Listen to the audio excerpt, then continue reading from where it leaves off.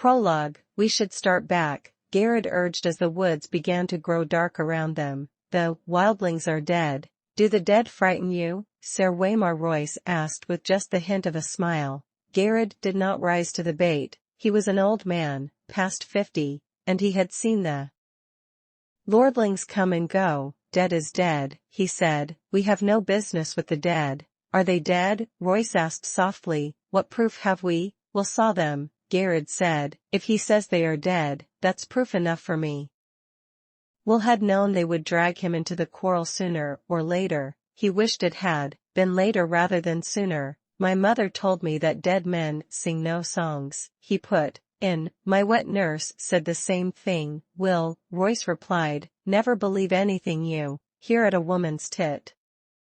There are things to be learned even from the dead. His voice echoed, too loud in the twilit forest. We have a long ride before us, Garrett pointed out. 8 days, maybe 9, and night is falling. Sir Waymar Royce glanced at the sky with disinterest. It does that every day about this time. Are you unmanned by the dark, Garrett? Will could see the tightness around Garrett's mouth, the barely suppressed anger in his eyes under the thick black hood of his cloak. Garrett had spent 40 years in the Night's Watch, man and boy, and he was not accustomed to being made light of. Yet it was more than that. Under the wounded pride, Will could sense something else in the older man. You could taste it, a nervous tension that came perilous close to fear. Will shared his unease. He had been 4 years on the wall, the first time he had been sent beyond. All the old stories had come rushing back, and his bowels had turned to water. He had laughed about it afterward. He was a veteran of 100 rangings by now, and the endless dark wilderness that the Southron called the haunted forest had no more terrors for him, until tonight. Something was different tonight. There was an edge to this darkness that made his hackles rise. 9 days they had been riding, north and northwest and then north again, farther and farther from the wall, hard on the track of a band of wildling raiders. Each day had been worse than the day that had come before it. Today was the worst of all. A cold wind was blowing out of the north, and it made the trees rustle like living things. All day, Will had felt as though something were watching him, something cold and implacable that loved him not. Garrett had felt it too. Will wanted nothing so much as to ride hellbent for the safety of the wall, but that was not a feeling to share with your commander, especially not a commander like this one. Sir Waymar Royce was the youngest son of an ancient house with too many heirs. He was a handsome youth of 18, grey-eyed and graceful and slender as a knife, mounted on his huge black destrier. The knight towered above Will and Garrett on their smaller garrons. He wore black leather boots, black woolen pants, black moleskin gloves, and a fine supple coat of gleaming black ringmail over layers of black wool and boiled leather. Sir Waymar had been a sworn brother of the Night's Watch for less than half a year, but no one could say he had not prepared for his vocation, at least insofar as his wardrobe was concerned. His cloak was his crowning glory, sable, thick and black and soft as sin. Bet he killed them all himself. He did, Garrett told the barracks over wine, twisted their little heads off, our mighty warrior. They had all shared the laugh. It is hard to take orders from a man you laughed at in your cups, Will reflected as he sat, shivering atop his garron. Garrett must have felt the same. Mormont said as we should track them, and we did. Garrett said, they're dead, they shan't trouble us no more, there's hard riding before us.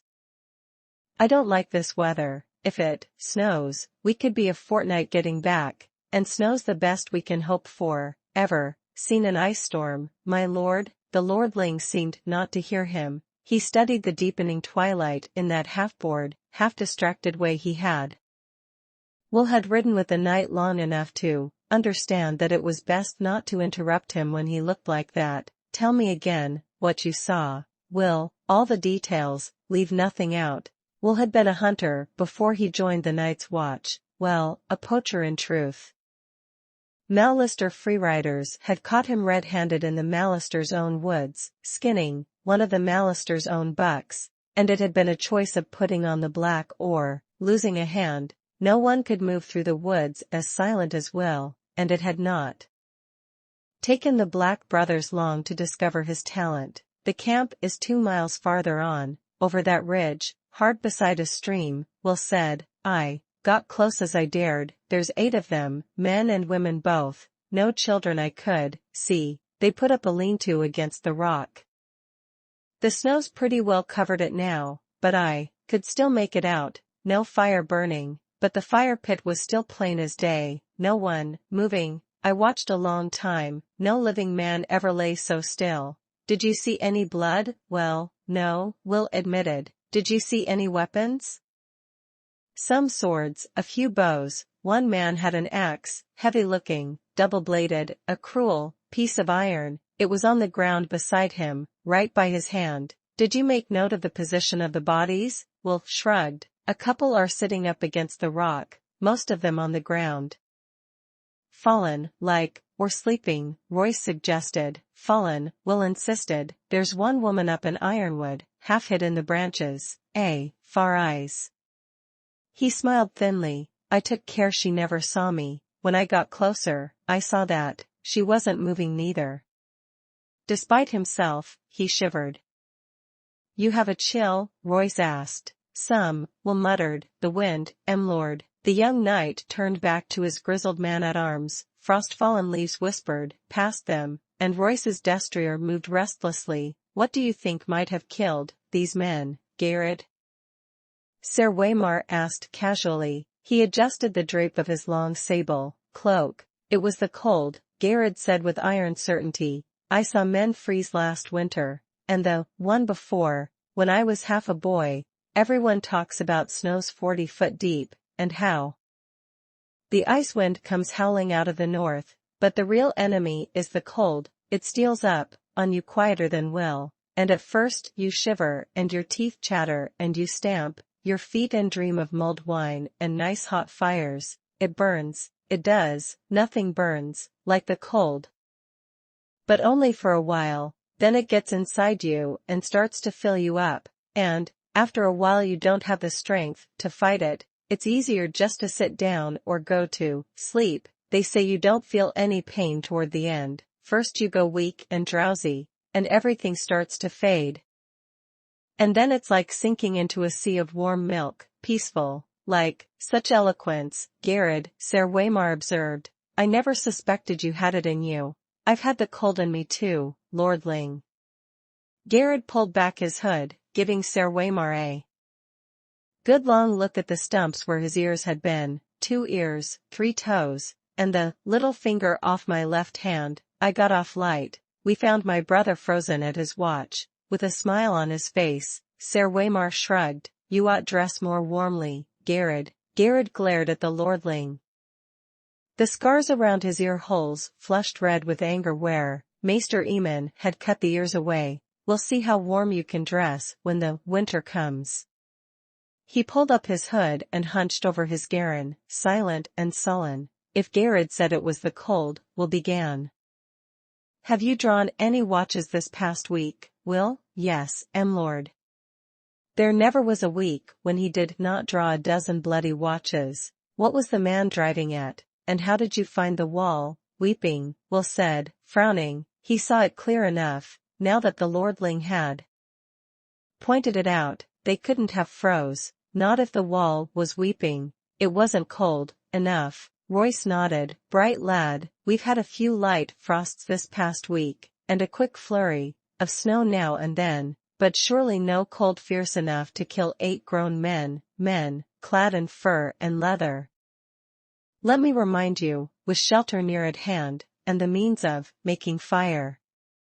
The knight's smile was cocksure. Will, lead us there. I would see these dead men for myself. And then there was nothing to be done for it. The order had been given, and honor bound them to obey. Will went in front, his shaggy little garron picking the way carefully through the undergrowth. A light snow had fallen the night before, and there were stones and roots and hidden sinks lying just under its crust. waiting for the careless and the unwary. Sir Waymar Royce came next, his great black destrier snorting impatiently. The warhorse was the wrong mount for ranging, but try and tell that to the lordling. Garrod brought up the rear. The old man-at-arms muttered to himself as he rode. Twilight deepened, the cloudless sky turned a deep purple, the color of an old bruise, then faded to black. The stars began to come out, a half-moon rose. Will was grateful for the light. We can make a better pace than this. Surely, Royce said when the moon was full risen. Not with this horse, Will said. Fear had made him insolent. Perhaps my lord would care to take the lead. Sir Waymar Royce did not deign to reply. Somewhere off in the wood a wolf howled. Will pulled his garron over beneath an ancient gnarled ironwood and dismounted. Why are you stopping? Sir Waymar asked. Best go the rest of the way on foot, lord. It's just over that ridge. Royce paused a moment, staring off into the distance, his face reflective. A cold wind whispered through the trees, his great sable cloak stirred behind like something half alive. There's something wrong here, Garrod muttered. The young knight gave him a disdainful smile. Is there? Can't you feel it? Garrod asked. Listen to the darkness. Will could feel it for years in the night's watch, and he had never been so afraid. What was it? Wind, trees rustling, a wolf. Which sound is it that unmans you so, Garrod? When Garrod did not answer, Royce slid gracefully from his saddle. He tied the destrier securely to a low-hanging limb, well away from the other horses, and drew his long sword from its sheath. Jewels glittered in its hilt, and the moonlight ran down the shining steel. It was a splendid weapon, castle-forged, and new-made from the look of it. Will doubted it had ever been swung in anger. The trees press close here, Will warned. That sword will tangle you up, lord. Better, a knife. If I need instruction, I will ask for it, the young lord said. Garrod, stay here, guard the horses. Garrod dismounted. We need a fire, I'll see to it. How big a fool are you, old man? If there are enemies in this wood, a fire is the last thing we want. There's some enemies a fire will keep away, Garrod said. Bears and dire wolves, and other things. Sir Waymar's mouth became a hard line. No fire. Garrod's had shadowed his face, but Will could see the hard glitter in his eyes as he stared at the knight. For a moment he was afraid the older man would go for his sword. It was a short, ugly thing, its grip discolored by sweat, its edge nicked from hard use, but Will would not have given an iron bob for the lordling's life if Garrod pulled it from its scabbard. Finally Garrod looked down. No fire, he muttered, low under his breath. Royce took it for acquiescence and turned away. Lead on, he said to Will. Will threaded their way through a thicket, then started up the slope to the low ridge, where he had found his vantage point under a sentinel tree. Under the thin crust of snow,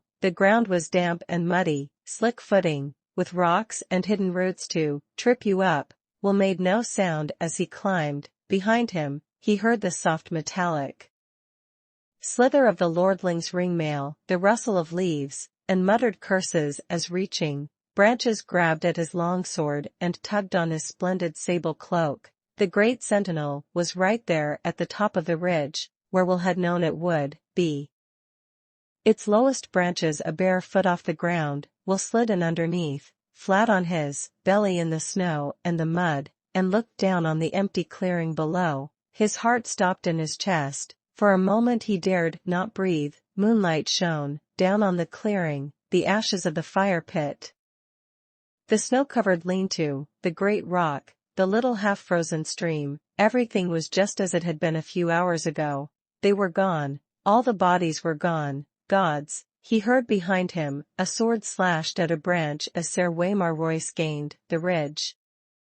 He stood there beside the sentinel, long sword in hand, his cloak billowing behind him as the wind came up, outlined nobly against the stars for all to see. Get down, Will whispered urgently. Something's wrong. Royce did not move. He looked down at the empty clearing and laughed. You're dead. Men seemed to have moved camp. Will's voice abandoned him. He groped for words that did not come. It was not possible. His eyes swept back and forth over the abandoned campsite, stopped on the axe, a huge, double-bladed battle axe, still lying where he had seen it last, untouched. A valuable weapon. On your feet, Will, Sir Waymar commanded. There's no one here. I won't have you hiding under a bush. Reluctantly, Will obeyed. Sir Waymar looked him over with open disapproval. I am not going back to Castle Black, a failure on my first ranging. We will find these men. He glanced around, up the tree. Be quick about it, look for a fire. Will turned away, wordless. There was no use to argue. The wind was moving. It cut right through him. He went to the tree, a vaulting gray-green sentinel, and began to climb. Soon his hands were sticky with sap, and he was lost among the needles. Fear filled his gut like a meal he could not digest. He whispered a prayer to the nameless gods of the wood, and slipped his dirk free of its sheath. He put it between his teeth to keep both hands free for climbing. The taste of cold iron in his mouth gave him comfort. Down below, the lordling called out suddenly, "Who goes there?" Will heard uncertainty in the challenge. He stopped climbing. He listened, he watched. The woods gave answer. The rustle of leaves, the icy rush of the stream. A distant hoot of a snow owl. The others made no sound. Will saw movement from the corner of his eye, pale shapes gliding through the wood. He turned his head, glimpsed a white shadow in the darkness, then it was gone. Branches stirred gently in the wind, scratching at one another with wooden fingers. Will opened his mouth to call down a warning, and the words seemed to freeze in his throat. Perhaps he was wrong. Perhaps it had only been a bird, a reflection on the snow, some trick of the moonlight. What had he seen, after all? Will. Where are you? Sir Waymar called up. Can you see anything? He was turning in a slow circle, suddenly wary, his sword in hand. He must have felt them, as Will felt them. There was nothing to see. Answer me. Why is it so cold? It was cold, shivering. Will clung more tightly to his perch, his face pressed hard against the trunk of the sentinel. He could feel the sweet, sticky sap on his cheek. A shadow emerged from the dark of the wood. It stood in front of Royce. Tall, it was, and gaunt and hard as old bones, with flesh pale as milk. Its armor seemed to change color as it moved. Here it was white as new-fallen snow, there black as shadow. Everywhere, dappled with the deep gray-green of the trees, the patterns ran like moonlight on water, with every step it took. Will heard the breath go out of Sir Waymar Royce in a long hiss. Come no farther, the lordling warned. His voice cracked like a boy's. He threw the long sable cloak back over his shoulders, to free his arms for battle, and took his sword in both hands. The wind had stopped. It was very cold. The other slid forward on silent feet. In its hand was a long sword like none that Will had ever seen. No human metal had gone into the forging of that blade. It was alive with moonlight, translucent, a shard of crystal so thin that it seemed almost to vanish when seen edge on. There was a faint blue shimmer to the thing, a ghost light that played around its edges, and somehow Will knew it was sharper than any razor. Sir Waymar met him bravely. Dance with me then. He lifted his sword high over his head, defiant. His hands trembled from the weight of it. Or perhaps from the cold. Yet in that moment, Will thought, he was a boy no longer, but a man of the night's watch. The other halted. Will saw its eyes, blue, deeper and bluer than any human eyes, a blue that burned like ice. They fixed on the long sword trembling on high, watched the moonlight running cold along the metal. For a heartbeat he dared to hope. They emerged silently from the shadows, twins to the first, 3 of them, 4, 5. Sir Waymar may have felt the cold that came with them, but he never saw them, never heard them. Will had to call out.